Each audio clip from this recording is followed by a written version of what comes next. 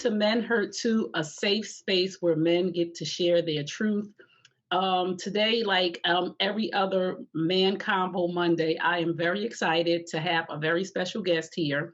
And you guys know that I am a real advocate for our Black men to learn what they need, how we can help them lead, how we can support them, how we can start working with them early on as young men so that we can produce whole men instead of broken men that we have to help repair or get the help that they need. So today, like I'm so excited about today because I have a very special guest that came highly recommended, who I've been watching and following, who is a motivator, inspirator, just a leader, leads by example, leads by design, and really is an advocate for Black men and boys.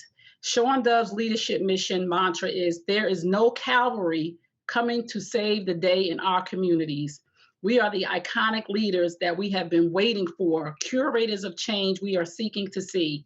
He has almost 4 decades of cross sector leadership in the fields of youth development, community building, philanthropy, arts, education, leadership development, and media literacy. He currently serves as the founder of the Corporation for Black Male Achievement, a consulting and publishing firm that produces community building engagements and multimedia stories of loving, learning, and leading by and for Black men and boys. I'm going to stop right there because I have your bio here, and it is very, very impressive. First, welcome, Shawn. Hi, good morning, Trey. Thanks for having me. It is great to have coffee with tea this morning. Yes, yes, yep. Cheers. I see your little mug. And let me just say that the most important line of my bio is the bottom line. Married to my divine mate, Desiree, of 27 years, and the dad of Nia, Maya, Cameron, and Caleb, of 4 children, right? And progressively adulting children. And so I'm asking your audience to pray for me. Yeah. And I say that somewhat tongue in cheek, but I used to publish a news magazine called Proud Papa for African American fathers, and my prayer and for dads, is like, forgive them, Lord, for they know not that they dance on my last nerve, right? You're a parent of 3 boys, and I think parenting is the most rewarding and challenging thing that we're gifted and we get to do.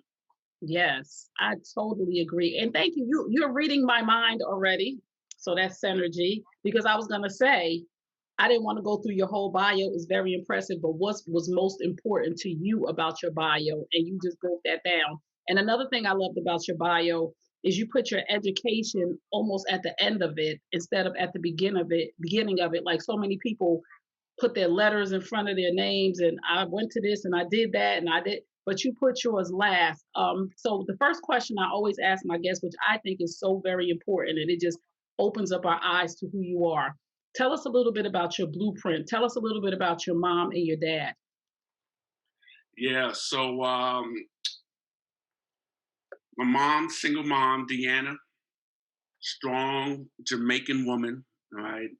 She is 81 years old. I'm going to visit her 3 Mondays from now. And she immigrated from Jamaica at the age of 18.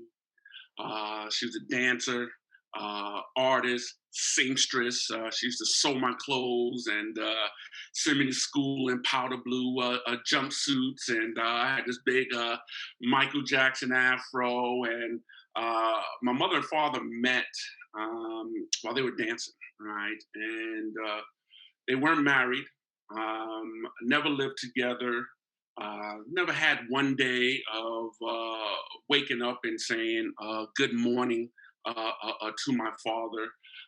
But my mother, she knew all about social capital before that was a term.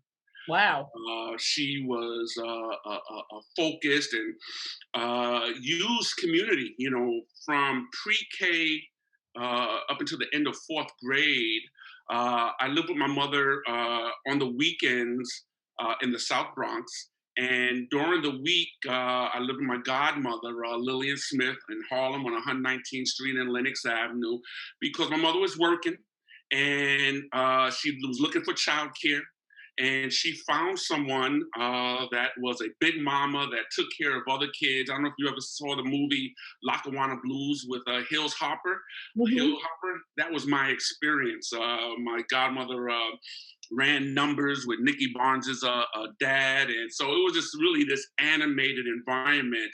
And but my mother was amazing, and I didn't find out too recently when my grandmother, her mother, died. She was telling me a story that I was the first baby that she ever held, and so um, I also thank my mother, like my father. His name is Bernard Dove, and he's an artist. He's a dancer, and I got to, since we're talking about men, I think it's really important to share this fatherhood story. Just having this platform that you created that even has the title of "Men Hurt Too" um, is a new thing, right? I'm grateful that I've come of age in a generation where it's okay for men to show their feelings. It's okay for men to cry. And I distinctly remember two stories that I had with my father and my late father-in-law when they were telling me stories when they had left their families. So my father, who again and my mother were not married, but he eventually got married. Have a twin brother and sister, Bernard and Janya. And my father wanted me to be Bernard, but my mother said no. I'm standing my ground. He's going to be Shawn. But in separate stories, Trey, they told me about how they were going through life experiences, and what was really eerie is they used the same term. They felt the walls were closing in on them, and so they left. They Wow. left their families, right? And both, struggles with just life and being with black men. And when they told me that story separately, I was just grateful that I've come up in a time because I felt like the walls closing in on me as well. Wow. And that I had support system. I had other men that I can go to. I had therapy, that I had the tools. And they grew up in a generation where they cannot do that. They had to have this image, this armor, and could not ask for help, right? And so, and even though I did not grow up with my father, I had the propensity for creativity and building community, and he does that with his dance and putting on shows, and so I have just been blessed and have learned a lot from my dad, and of course from my mom. Oh my goodness, I love it. I always want to the people who are tuning in, especially, not only just the men, but for everybody to understand that men are feeling, there was a key thing you said, that the walls are closing in on them, right? And we can't not have safe spaces for them to not feel this way, because what happens is, they say the fight or flight. And for so long, our black men, and I was on a panel last night where we talked about, how black men never were always taught that you're not good enough, you're not enough, you're an animal, you're beneath everyone. So I just want people to really get that black men feel like the walls are closing in on them. And you said it yourself. You said that my father and my father-in-law at two different times did not have this conversation with each other, but were feeling the same experience, and you felt that experience as well. And one thing that stood out to me was you said, I never woke up one morning to say good morning to my father. Why does that stand out for you? Wow. Seeing other folks and friends that had that experience, right? And I will tell you kind of a seminal moment that amplified of that. So my twin boys were around 4 years old, and it was the middle of the night, and it was a thunderstorm. And in the midst of this thunderstorm, Cameron, my firstborn son, was screaming, "Daddy!" 2 o'clock in the morning because the thunderstorm had scared him. And 2 o'clock in the morning, I'm like, God, why isn't he calling for his mommy? Right? How is he, so he's calling for his daddy in the middle of the night. And so I get up and I go into his room, and his twin brother's a sleeper, right? So he was sleeping through it, right?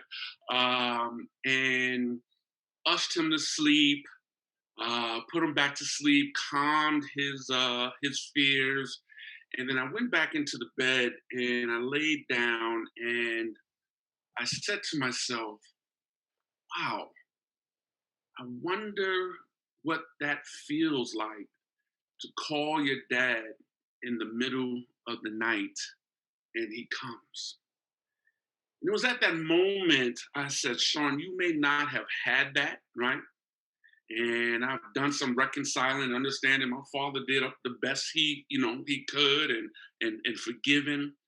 And I said, "You may not have had that, Shawn, but you're going to be that, right? And you're going to be that for all of your children, your sons and your daughters." And so it amplified that moment, right?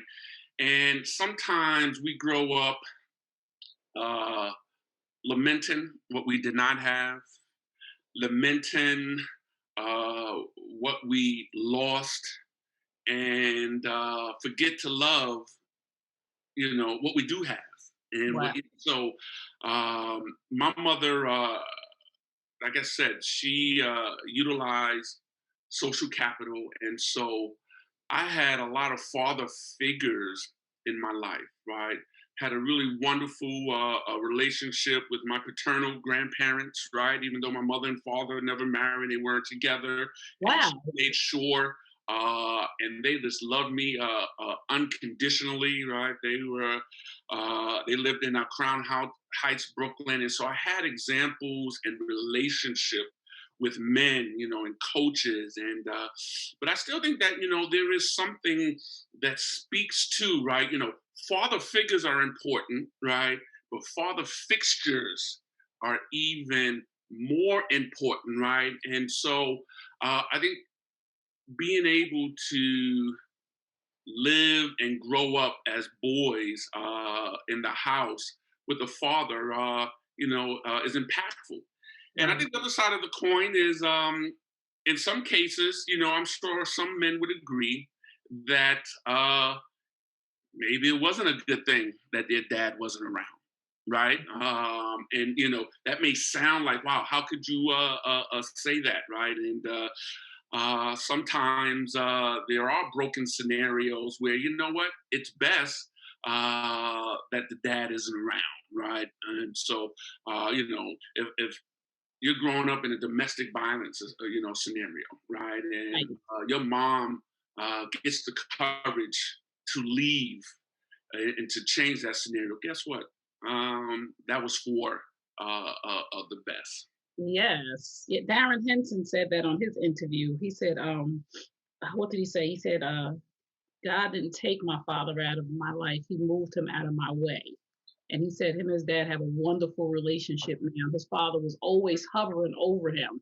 The relationship between his parents may not have been, productive for him. So that's how he said he wasn't angry at his dad because it probably was the best at that time in that situation. So I'm glad that you agree because I don't want people to think that we're saying, oh, sometimes it's better for the dad not to be in the life. That's not the point. The point is sometimes people know that it's best for everybody involved and more healthy to than to damage you to just walk away. And that's a level of courage that we have to sometimes give to our men who were smart enough to say this situation right here is just not going to be good for everybody involved. And we do want fathers in our lives, but we do have to acknowledge that sometimes something that doesn't look good could be good for everybody involved. So I'm you went off. Go ahead. I'm glad you brought up Darren because and his relationship with his dad. That I had the opportunity to have dinner with him and his dad at the Black Enterprise B.E. Martin Men event that Alfred Edmond Jr. Created. It was a couple of years ago.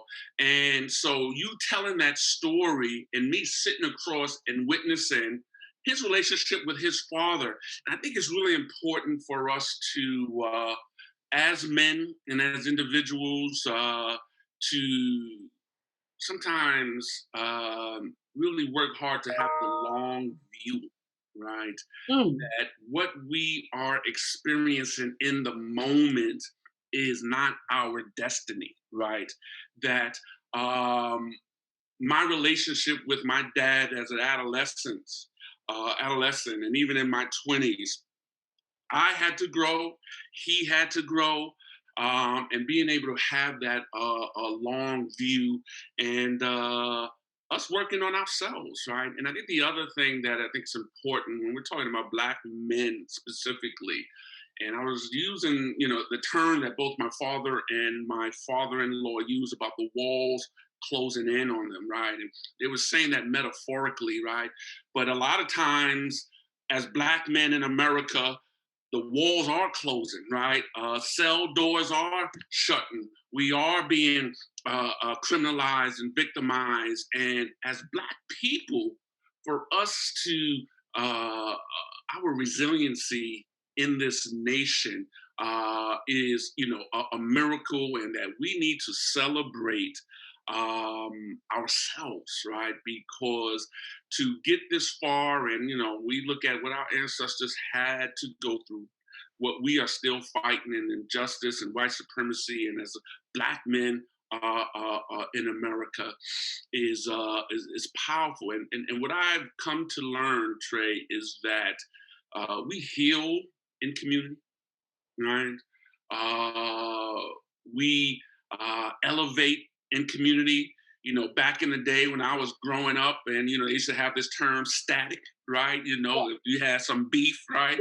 And depending on who was with me on that day, right? If I was like by myself, that might not have been a good day for static, right? But if I had my boys with me, I was down, right? And my mother used to say to me, I don't have to ask you, Shawn, what you're doing, right? When I come home from work, all I look and see, there's this basketball court near where I lived. She said, all I have to do is look and see who you're hanging with, and that will tell me what you are up to. wow. And that's all my questions on here. So one of my things says your circle. Talk about the importance of your circle of influence, the people who are around you as young Black men and as grown Black men, because I see even with older Black men that their circle of influence says a lot about, how healthy their marriages are, how healthy their children are. Because if you have the wrong brothers around you and they condoning you and being your alibi for you to go out here and do things you shouldn't be doing instead of encouraging you to get the help you need for your marriage, how disruptive that is to our community. So just talk about circle and accountability. Yeah, and accountability. So there's a saying that you are the average of the five people that you spend the most time with, and it takes courage to hold each other accountable, right? It takes even more courage, in my estimation, for us to hold ourselves accountable, right? The proverbial question, who are you when you are, when no one is looking, right? And I have been blessed, right, to be in circles and have friends that have shown unconditional love, right? And I am in a group of I grew up in my adolescence. I discovered this youth program called the Dome Project on the Upper West Side, Yeah. and I have a WhatsApp chat where there's six of us that we've known each other for like 40, 45 years, right? And have seen each other in valleys, right? We have seen each other through that. And I think that being able to have folks in your circle, right? Everybody needs someone that they can like drop the mask, Yes. be able to get vulnerable, to cry. And if you are lucky to have one person that you can do that with as a man, I think you're blessed, right? Because we often um, suffer in silence. We often say, I got this, I'm good, and not be willing to ask for help. And for some reason, throughout my life, God has seen fit to put me in circles of peers, mentors, and individuals that have believed in me at times when I have not believed in myself, right, and Right. have encouraged me, right. And there have been instances, particularly when I went into recovery over 31 years ago and had to surrender to drinking and drugging, that there were certain friends, and you know what? I can't be with you right now. People, places, and things, right? But some of those same friends, full circle, the long view, we're able to be supportive of each other right now, right? And so I firmly believe in the mastermind, right?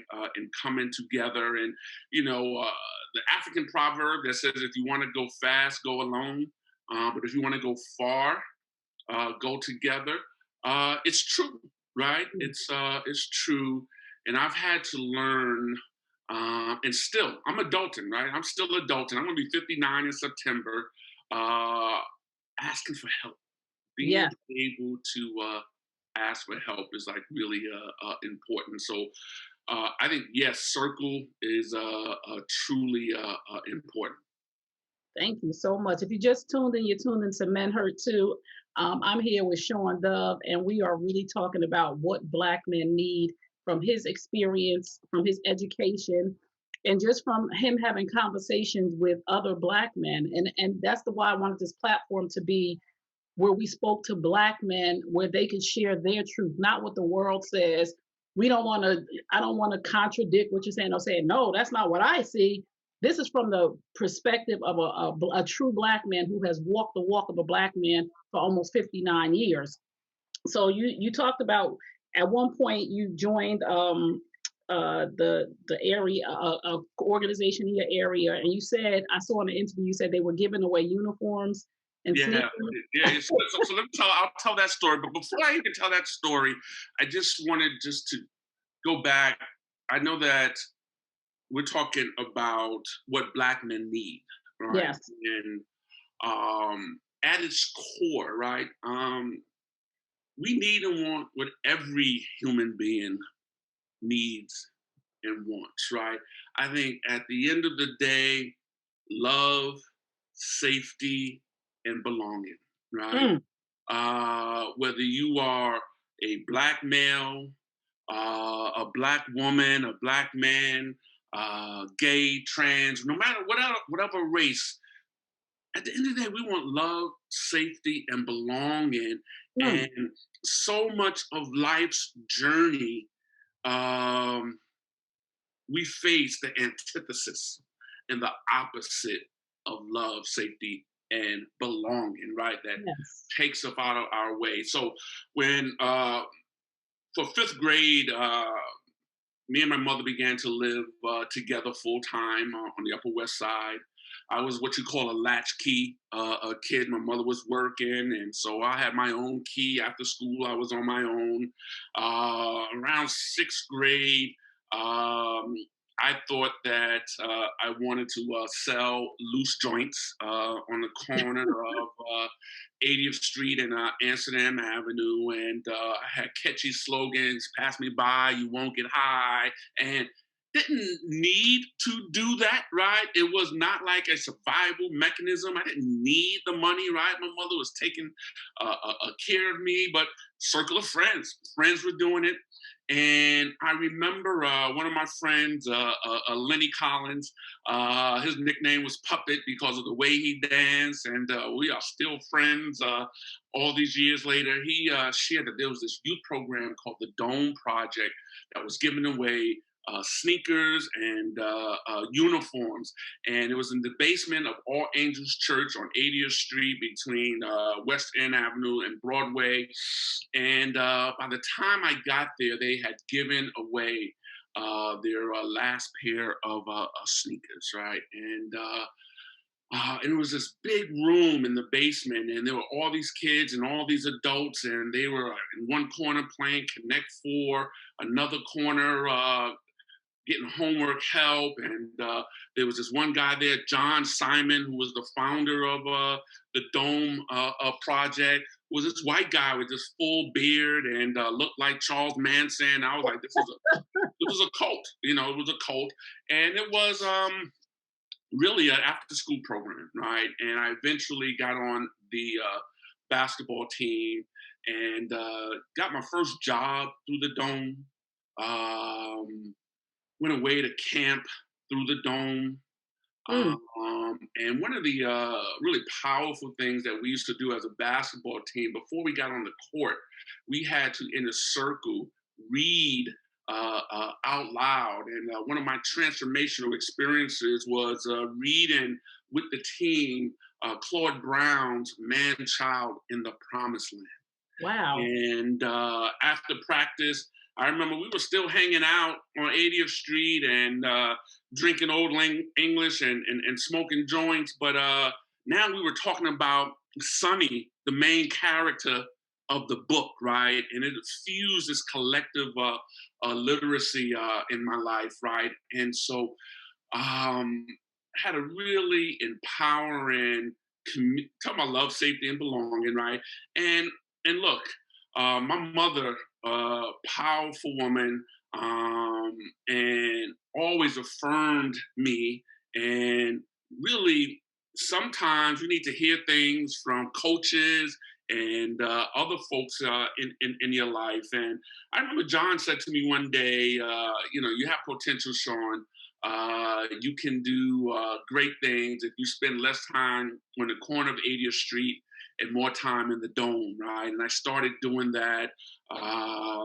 Got a scholarship to a prep school through the Dome. Like I said, my first job, we converted an empty lot on 84th Street on the Upper West Side across from Brandeis High School.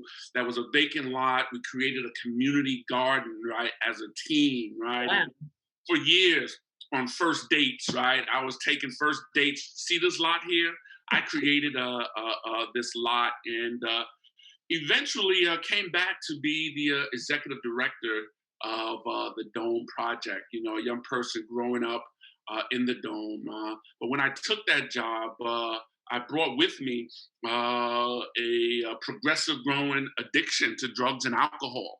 Right. And my first 4 years out of college, I was selling textiles in the garment district. And I was serving on the board of directors of the Dome Project.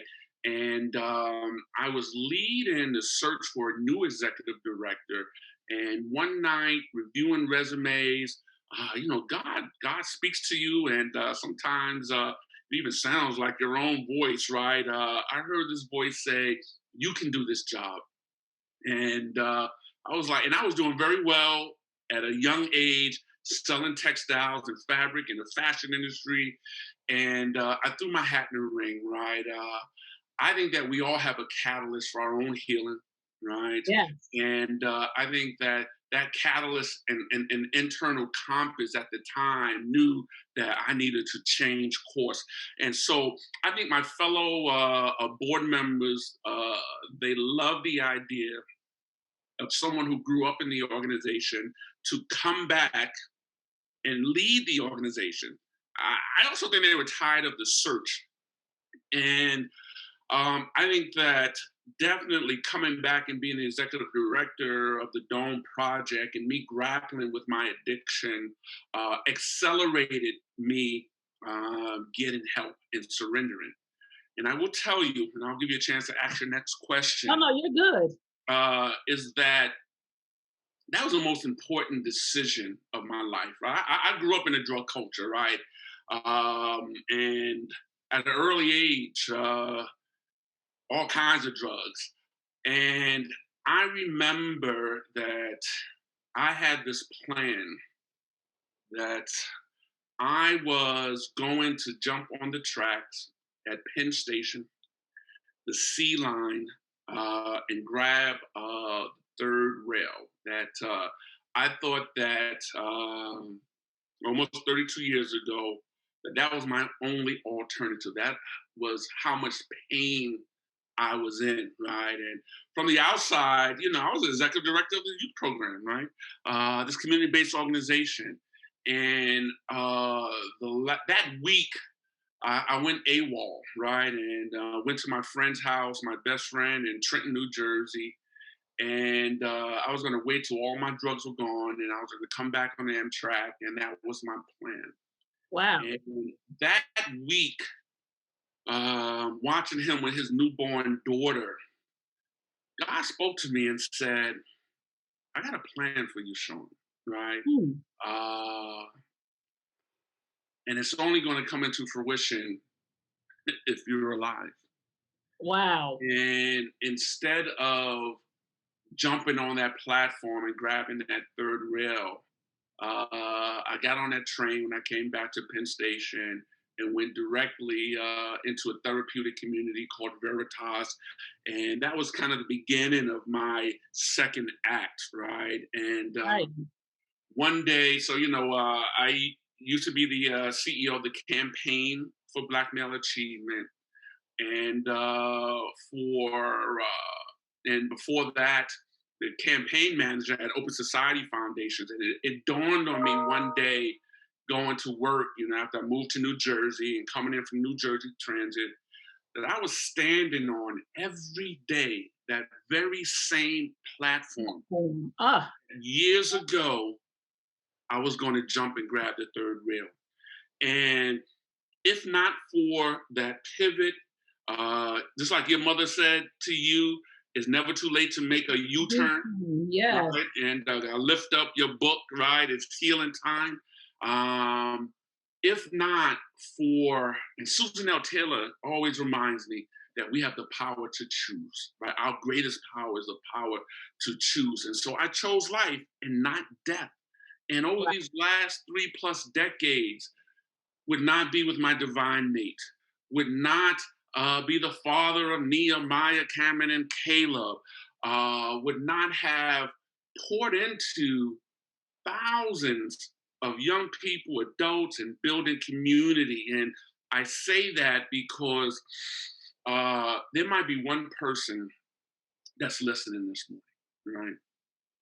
That might be on the edge of whatever their platform is. Hmm. And this could be the week or the day where they said, you know what, I'm going to give up, right? And I've always said, well, not always, but as I've grown and in recent years, I want my eulogy, my life story, to serve as someone else's life epilogue. That Wow. someone is going to hear my story and they're at the verge of giving up, and they hear my story and they say, my story is not over yet. Yes. Because of how I lived and what I've done, they're inspired to be more, to do more. Wow. Somebody's on that platform right now and they just heard this and it just turned them around. Hold We have on. all been through things and we are all here. And the things that we've been through was to serve someone else. And we have to understand that. We think that our worst day defines us, and it doesn't.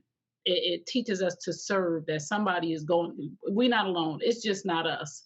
So let's talk a little bit about success, because I was looking at your video and I saw, you had initiatives, or you had um, uh, actresses and superstars and President Obama. We're gonna talk about that. The initiative, My Brother's Keeper, that came from you. How do you stay grounded when, after getting ready to jump off the track, now it's like, oh, I'm Shawn Dove. People know my name. They like, oh, Shawn. Like, I hear great things about you now that I'm following you. Like, even I was on a couple of platforms listening to you be interviewed. I'm like, okay, this dude right here.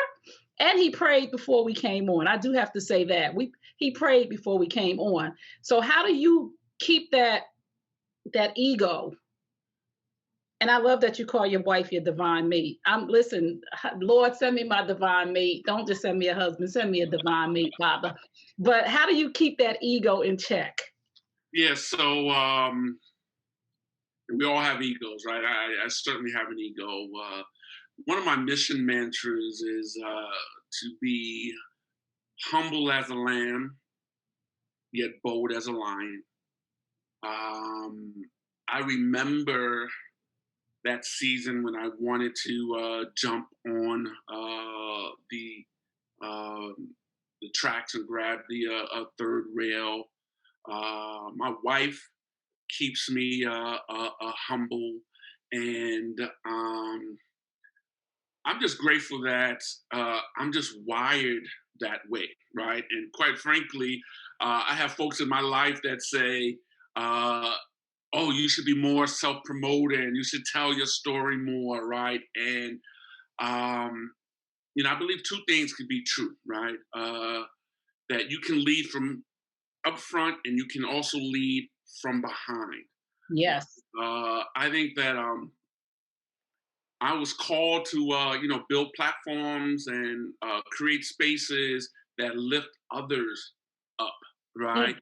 And so that keeps me humble, right? And there are days when I'll look and I was like, hold up, that person's doing that, right? And wow, how are they doing that? I should be doing that, and so there's no halo above my head, right? And I think my faith, my just call to like be of service really keeps me humble, Trey. And and there's every day I wake up, I gotta tell the imposter syndrome to go have a seat in the corner, right? Because there's a voice that says, who do you think you are, right? You can't do that, hold back, right? And my therapist, God bless her, she encourages me to have a conversation. What is the imposter syndrome, or what is that voice trying to protect you from, and all? I'm like, hold up, I came to you to stop talking to myself, and you're telling me to talk to myself. And so I think the success and understanding that I didn't get here by myself, right? Wow. That I have been blessed and to be in community and to be in connection with amazing mentors and peers that have helped me, and I've been in the right place at the right time, right? And But when they say Obama's on the phone and he about to start this initiative because you, like, yo, that gotta be like, what? yeah, so yeah, I remember Kierna Mayo, who at the time was the editor in chief of Ebony magazine, and I was leading the campaign for Black Male Achievement at the Open Society Foundations. This was what I call the summer of the verdict and the speech, and this was the summer of 2013, July, that first week of July, and George Zimmerman was acquitted for the murder of Trayvon Martin. And about 6 days later, President Barack Obama was making a speech, and I remember getting a text.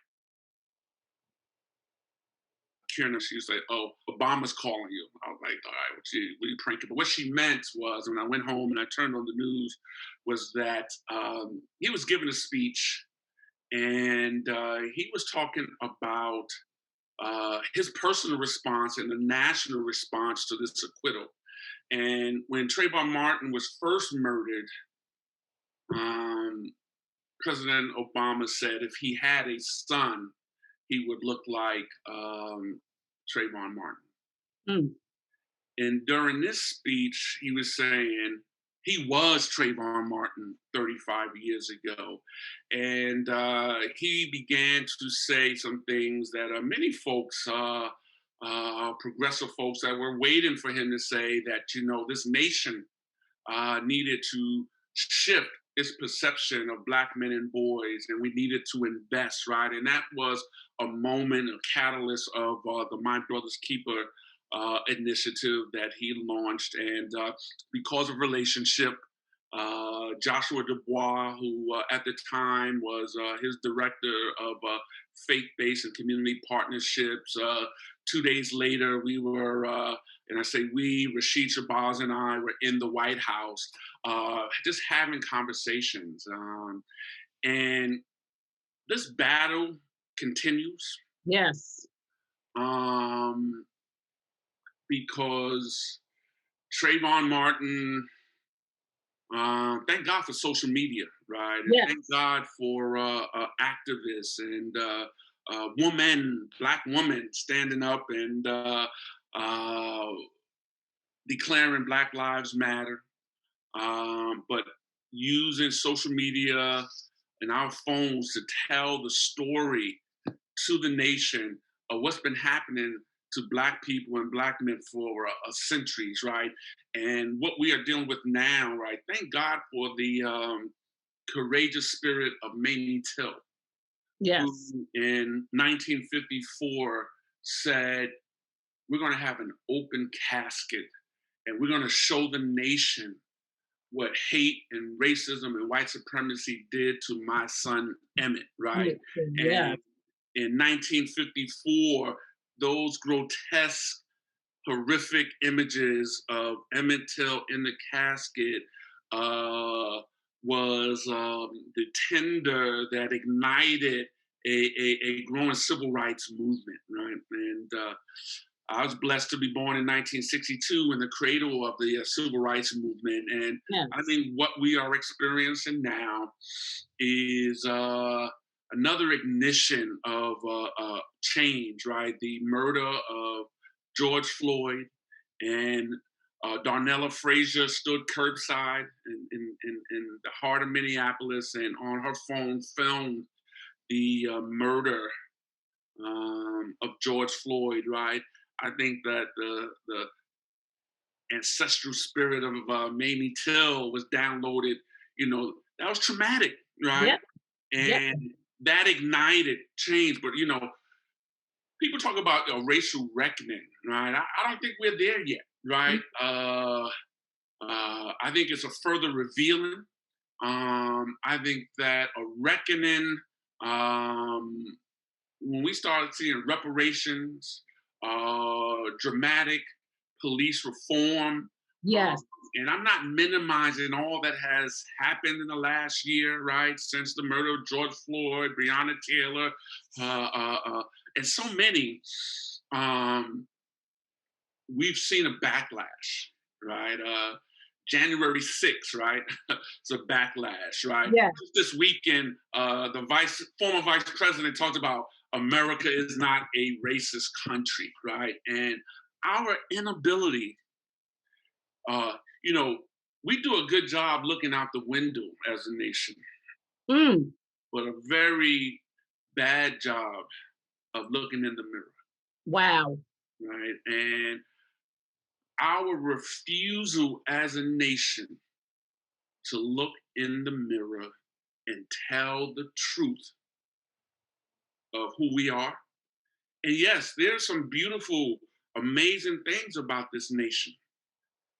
But there are also, and I've learned, and therapy has helped me to see that two things can be true.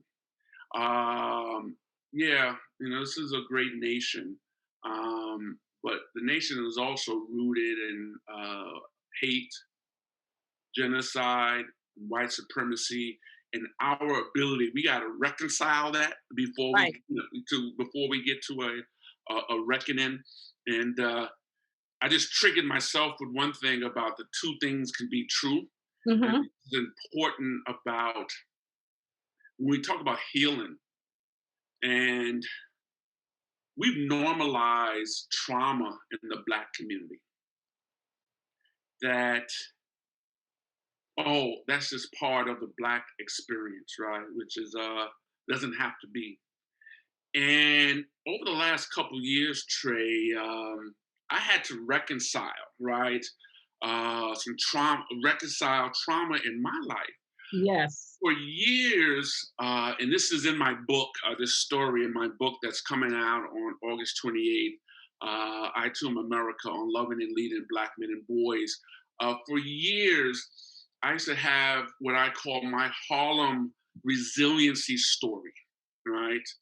And at 9 years old, traveling the train for the first time by myself from my mother's house in the South Bronx to my godmother's house in Harlem on 119th Street.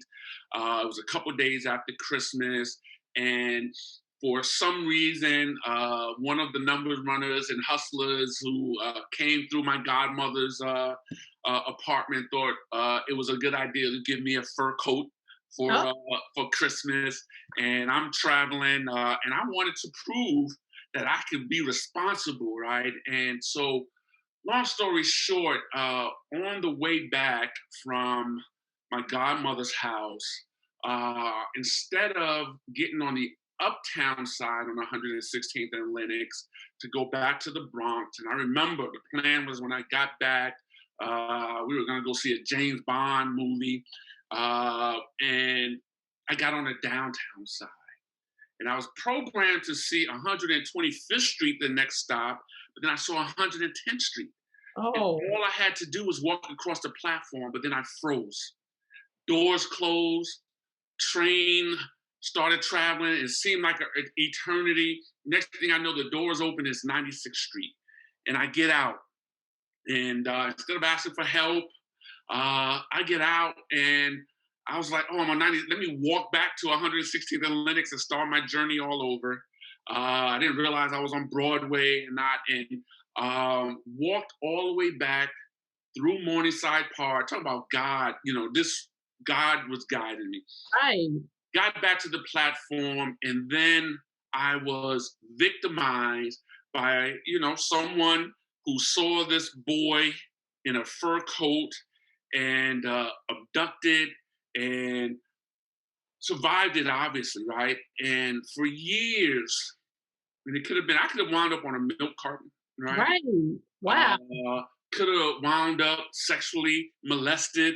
That didn't happen, Right. but it was very traumatic experience, right? And that was my kidnap story, my abduction story, and it was my Harlem resiliency story.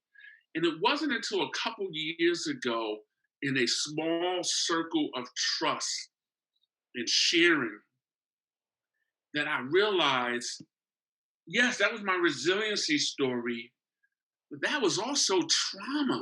Yes. And I cried as a 56-year-old in ways that I did not cry as a 9-year-old.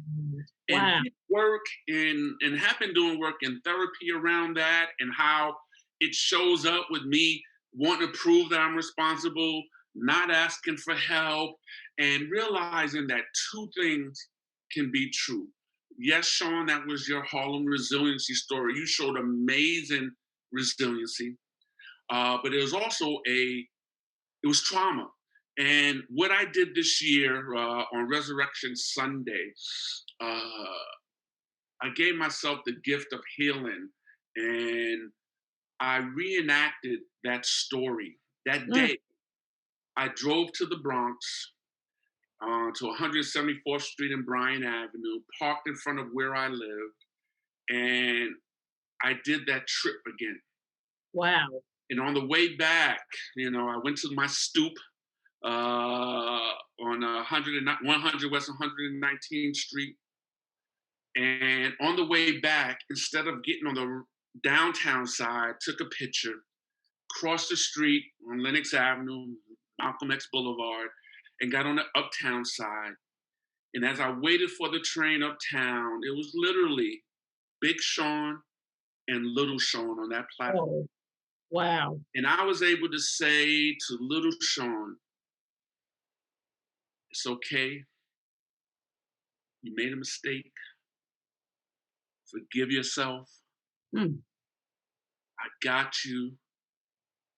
And we got on the train, that same platform, right? I guess, part of my story is like train platforms, right? yes. And even Big Sean was like, I'm on the right train. I know the 2 train and the 5 train. Oh, And was able to complete and reenact that day. And we can be the catalyst for our own healing whew. with help, with therapy, with coaching, with praying, with meditation. And on Resurrection Sunday of this year, right? That happened 1971. Wow. 50 years later, I was able to, go through a reenactment and, forgive myself. And I made a mistake, right? Right. And it wasn't anybody else. It wasn't my mother's fault. It wasn't, everybody was doing the same risk taking characteristics that my mother had would allow me to be the human being that I am, right? And she was a Yeah. risk taker, right? And so um, you can heal your hurt is the message. Yes. Um, and we can all be catalysts of uh, our own healing and to really listen to the story that we tell ourselves. Wow. I love that because I talk about this all the time for myself. This is how I begin to heal myself. I was stuck in moments in life. Like we get stuck in moments, we get stuck in experiences. They're just experiences. They're not to mold us, they are to help us grow and learn. But when we get stuck in a moment, we have let an experience mold us for the rest of our lives. And to take back that experience and to say, I'm not stuck in that moment anymore. Because this is what we carry. This is the baggage that we carry. Every experience we had, oh, I did this, I did that. So we're stuck in a series of moments, in a series of experiences that we can actually free ourselves from. And I hope somebody heard that to say, I can save myself from that moment, from that experience. I can let that experience go now and say to little Sean and big Sean, not only did you make a mistake then and it's okay, but you're still allowed to make mistakes now and it's okay because you said you're going to be 59 and I always tell my sons this when they start to judge where, this that. I'm like, "Listen, you never been 59 before. Hmm. I never been. I'm 51. I'll be 52 in November. I don't know what the 52-year-old Trey is supposed to do. There's no manual for this. Am I going to make mistakes? Yes, I am. So we're always having a new experience that we're not familiar with. Of course, we have knowledge and wisdom, but of course, this is something new. Like I told my son, I never had a 1-year-old when I had you. He's 26. I never had a 25-year-old. I don't know what to do with you. Mm. I don't. Ooh, that is so powerful. Pastor Mike Waldron, who leads Harlem's First Corinthian Baptist Church, preached a message yesterday um, about stop being so hard on yourself, right? Um, my therapist has to remind me on a regular basis, like, you're human, right? Right. Uh, that that self-critical voice. I always thought everybody else was a perfectionist, right? But I had to realize I was the closet a perfectionist, and that we're going to make mistakes, and our ability to yes forgive others is important, But our ability to forgive ourselves is of primary and of ultimate of importance. And to, I'm learning more and more today that life is not like mixed martial arts. Right. It's more like Tai Chi. It's about Tai Chi and going with the flow. And Trey, I will tell you, every setback, every season of pain, every of loss in my life has led to a greater season. Pain has revealed itself to deeper purpose, and it's really important. I talked earlier about the long view. We got to have the long view in life, right? And sometimes we forget to remember. We Yes. forget to remember how God has helped us in the past. When we thought that this ain't the first time we have been in our backs have been against the wall, right? And so we got to remember that we've come through a lot to get to this point. And I believe that we all have a story to tell, Yes. right? And there's this brother Trabian Shorters who leads something called Be Me Community, and one of his mantras is that we lead the lives of the stories that we tell about ourselves. And I believe we are infinitely more favored than we are flawed Mm. in our lives. Unfortunately, sometimes or too frequently, we focus on the flawed aspects and not the favored aspects, right? And we know what we focus on grows, right? So I have a choice every morning when I wake up, right? Where are you gonna put your focus on, right? And that's not to ignore the areas I got to work on. It's not to ignore any blind spots or any flaws that I have, but I got to remind myself every morning that I am infinitely more favored than I am flawed, and the one that I focus on the most will be the manifestation of my life, right? And it's the self-talk. Somebody needed to hear that today because that's a mic drop right there. What are you focusing on? Because whatever you're focusing on right now, whatever you're watering is growing. Mm, If it's something that you don't want, you have to starve fear. You have to starve things that you no longer want to exist in your life. And so many times, like you said, we feed those things. We give them sunlight. We put the sunlight on that thing, the magnifying glass. We water that thing instead of watering what we actually want to grow, which is positivity, productivity, help, love, healing. We're watering the thing, we're watering the weed mm.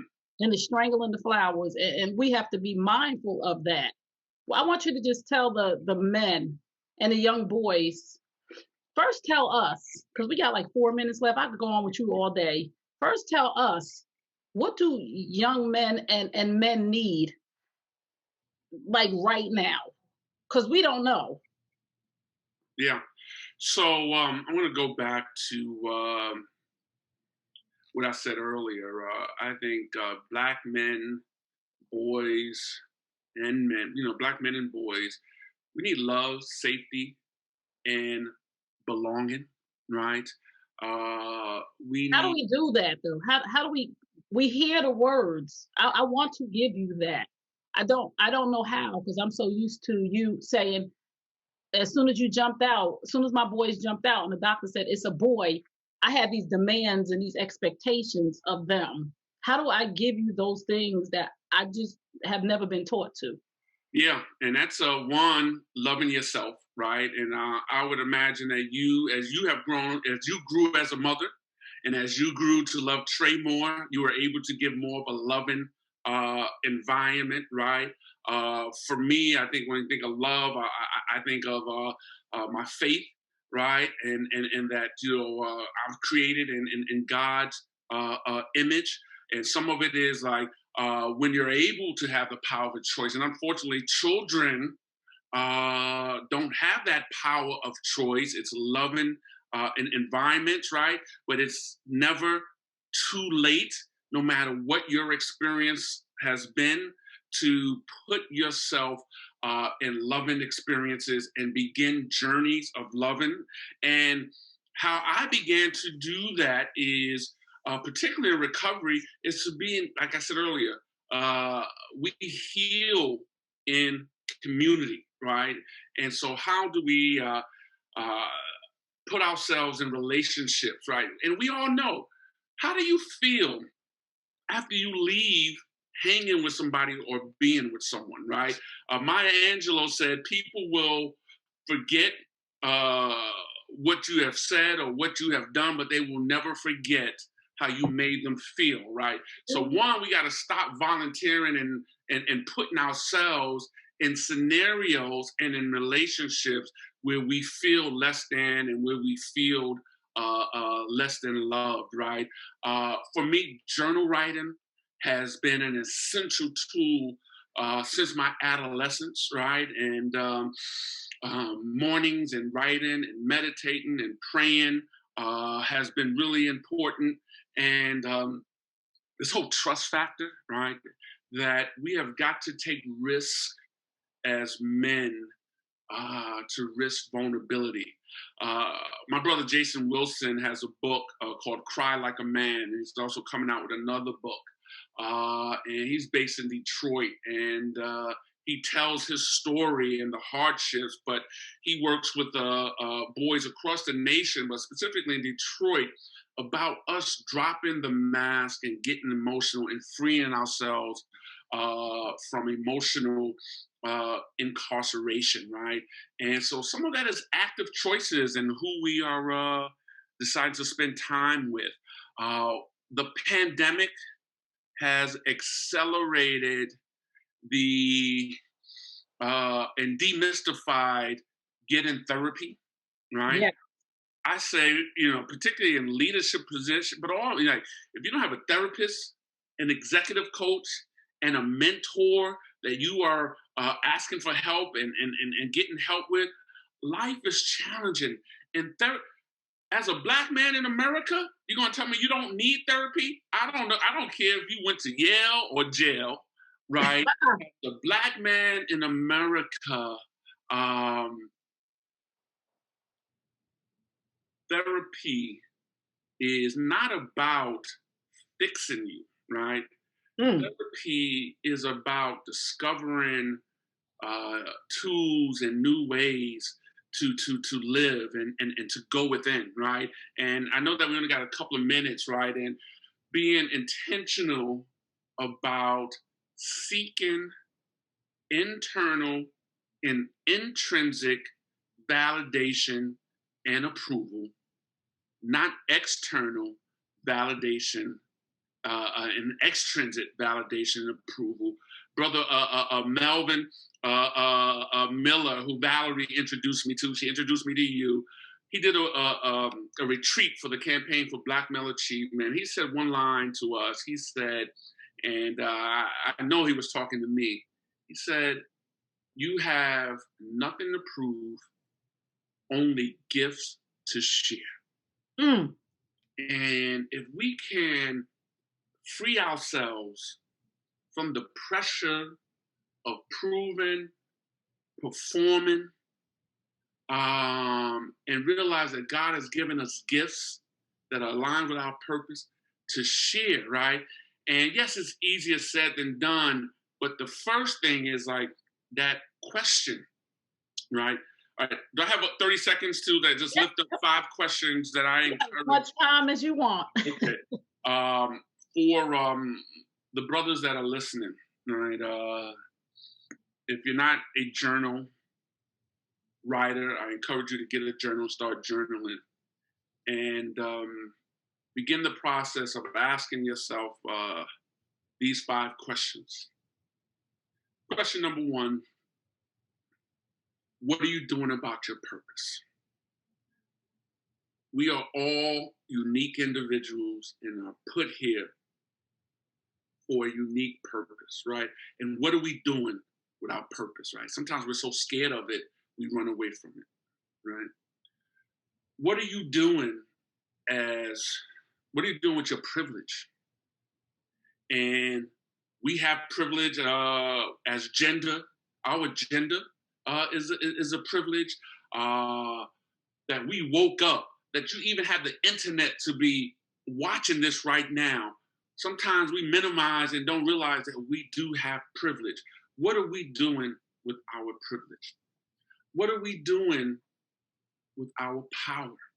Right? And we have power. And I shared earlier that Susan L. Taylor tells me all the time our greatest power is our power to choose. What are we doing about our pride? Right?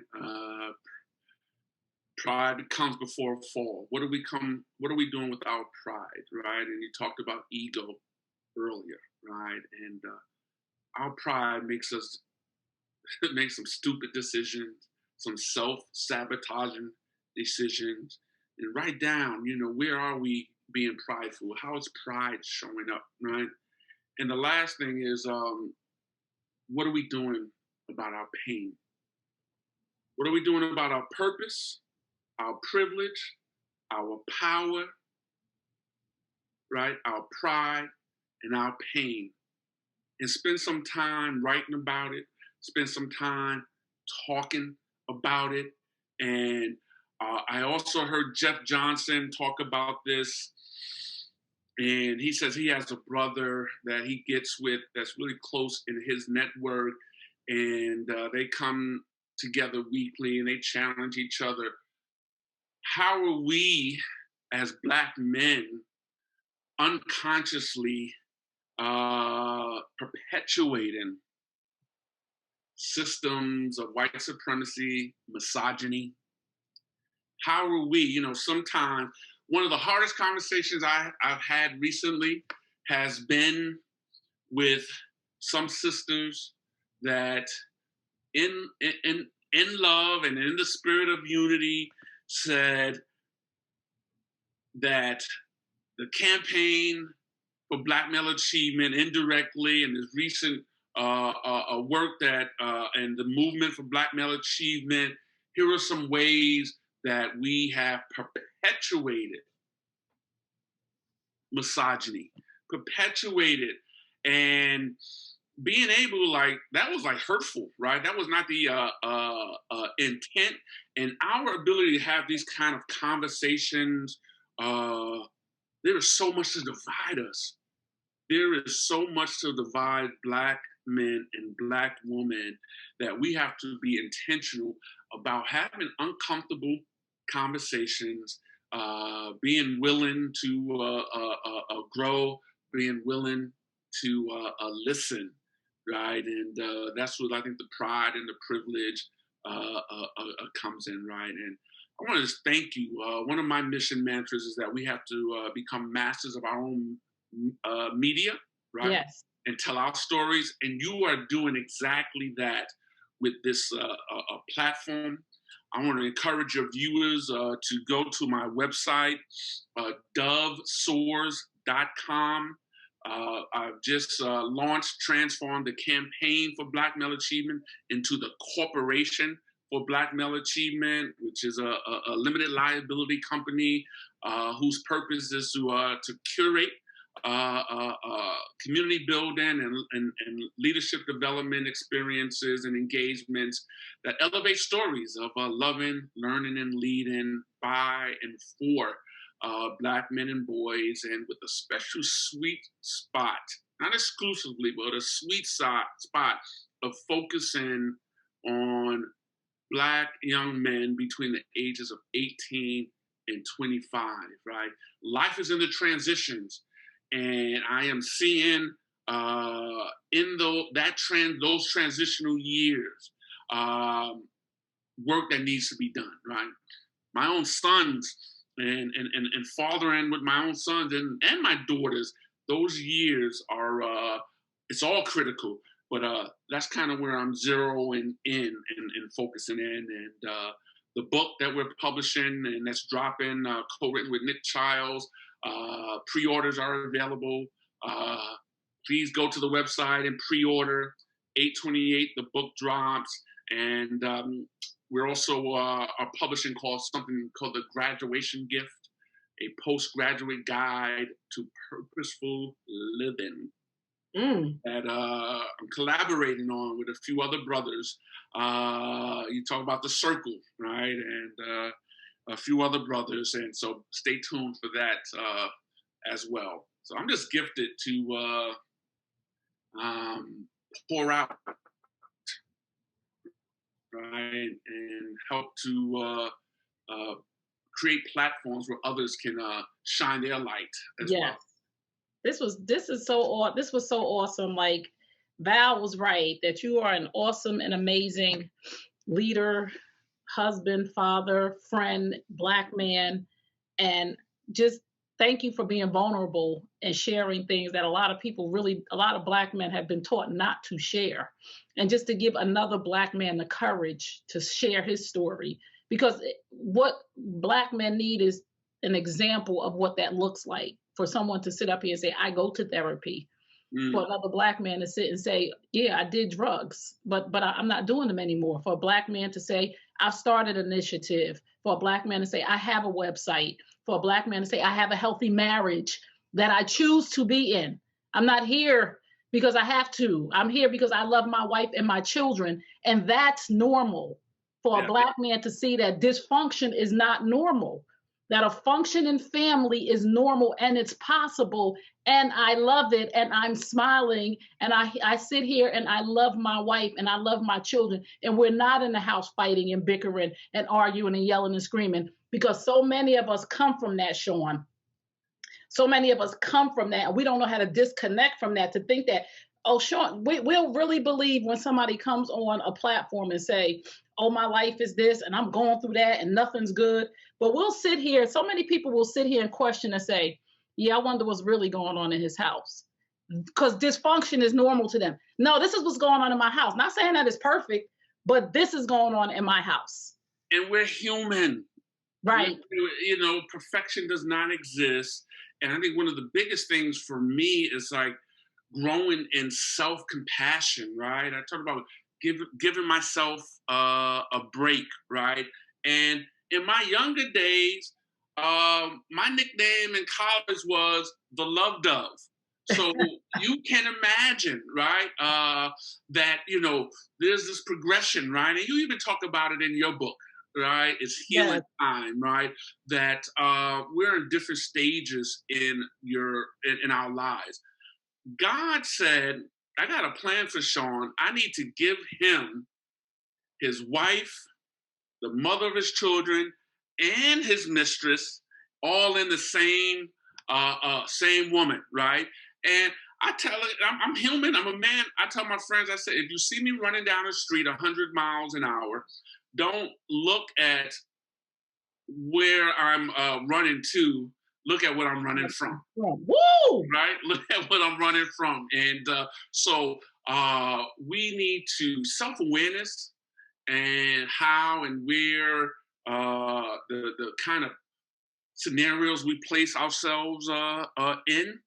And that's a daily, Yep. every day we gotta you know, Every uh, day we got to of course, surrender. that's why mornings are so important for me, right? What choices I'm gonna make today. Yes. Thank you so much, Shawn. Please, everybody who's listening, thank you guys for tuning in. Follow, friend, and like Shawn Dove on all his social media platforms. Go to his website, pre-order the book. There's so much knowledge and wisdom in this man that we can grow and learn from. Please just listen that he went on a healing journey of self-discovery. And instead of pointing this way, he started looking within, because we don't want you to point at yourself in an accusatory way. We just want you to look within to see where you can improve, where you can grow, where you can forgive yourself, where you can learn. It's okay to make mistakes. And that's one of the first things that I say in my book. Men are human beings first. You are a man, but you are human first. So I thank you, everybody, for tuning in today. Remember what I tell you at the end of all my broadcasts: you deserve the best. Yes, I'm talking to you. You deserve the best. Now go get it. Peace and blessings. And remember Psalm 147:3. He heals the brokenhearted and binds up their wounds. Psalm 147:3. He heals the brokenhearted and binds up their wounds. I will see you guys next time. Peace. Thank you, Shawn. Thank you, Trey. Appreciate you. Thank you.